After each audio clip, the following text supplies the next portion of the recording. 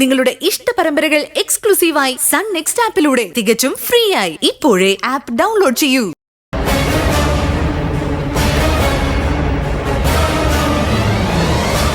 പക്ഷെ ഇപ്പോഴും നിനക്കൊരു മാറ്റവും വന്നിട്ടില്ല.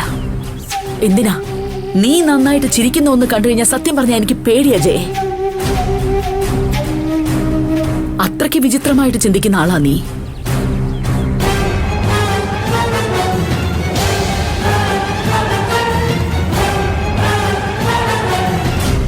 മക്കളുടെ സന്തോഷം മാത്രം ആഗ്രഹിക്കുന്ന ഒരമ്മയും ചിന്തിക്കാത്ത കാര്യങ്ങളാ നീ ചിന്തിക്കുന്നതും പ്രവർത്തിക്കുന്നതും.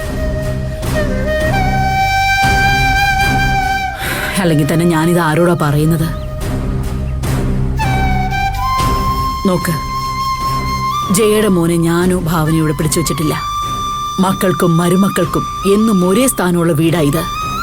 വാടക വീടാണെങ്കിലും ബന്ധങ്ങൾക്ക് ഇവിടെ ആരും വിലയിടാറില്ല.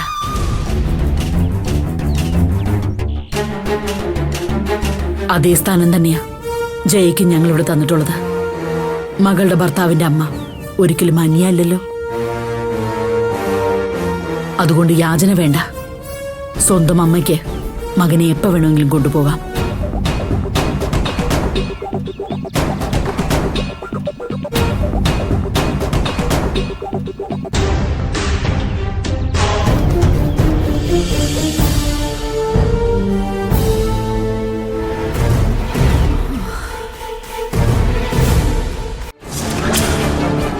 മോനെ, നീ എന്താടാ ഇങ്ങനെ? അച്ഛൻ എന്തോ പറഞ്ഞു എന്ന് കരുതി വീട്ടിൽ നിന്ന് ഇറങ്ങി പോന്നത് ശരിയാണോ? അച്ഛൻ പറയുന്നതെന്ന് ഞാൻ അനുസരിച്ചിട്ടല്ലേ ഉള്ളൂ. ഇതും അങ്ങനെ തന്നെയാ.